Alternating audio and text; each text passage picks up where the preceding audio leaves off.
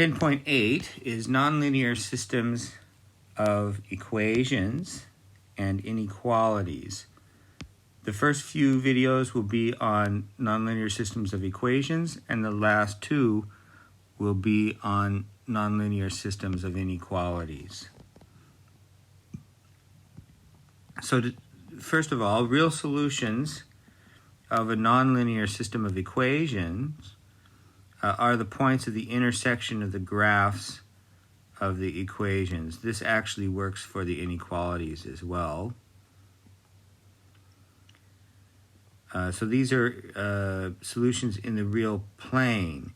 Now what we do in this course is all of our coefficients and known constants in these equations, in these systems, will be real numbers. And this was the same as for the linear systems of equations.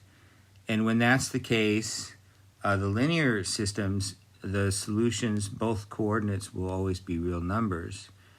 In the nonlinear case, that's no longer true. You could have the first and or the second coordinate of a solution be a non-real complex number or numbers. And this happens because you can get square roots of negatives, which is how we get that I business, right? Okay, so just write this out.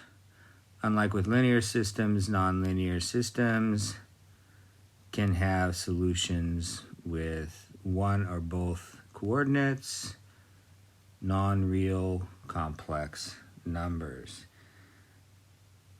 Now, the solutions will still be the intersection of the two of the graphs, but the problem is the graphs are not always entirely within the real plane. And so when you're looking in the real plane, you don't see where they intersect. Those are the intersections where you get complex numbers.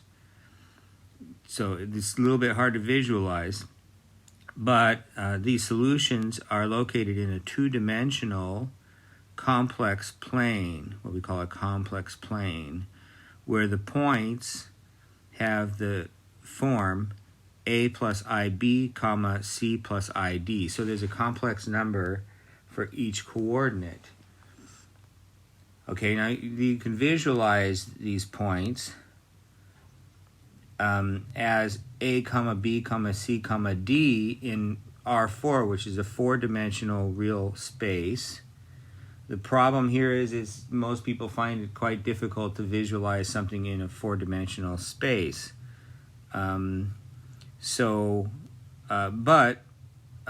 if we can reduce this a little bit, if the first coordinate, say, is a real number, just to get a feel for what's going on, let's assume the first coordinate is a real number, which makes b 0.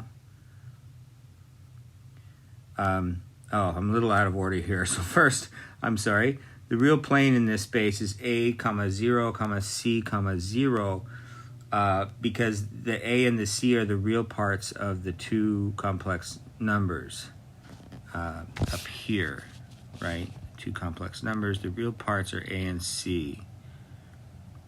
So if the first coordinate of this complex point is a real number, then b is 0. So let's just assume the first coordinate is a real number just to get a feel for what's going on here.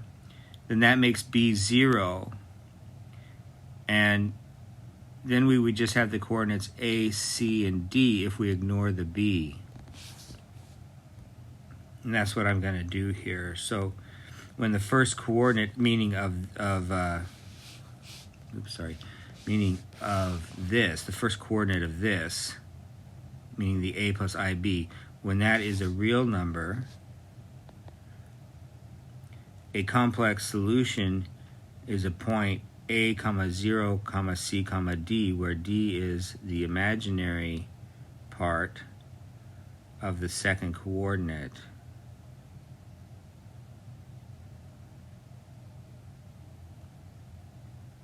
Okay, and then in this case, the point of intersection the solution, if you will be some point that lies off of the real plane. The real plane here is xy, down here, right? And if you have a non-real complex solution, it would be up here off of the plane. So in general, even when b isn't 0, you can just imagine if there's a solution that has one or both coordinates as a non-real complex number, one or both of these. So if either b or d or both are non-zero, you just imagine it as a point that's not in the real plane. And so when you're graphing it in the real plane, you don't see it. It's above or below the plane, say. Okay, so that's just a kind of a way to visualize these non-real solutions.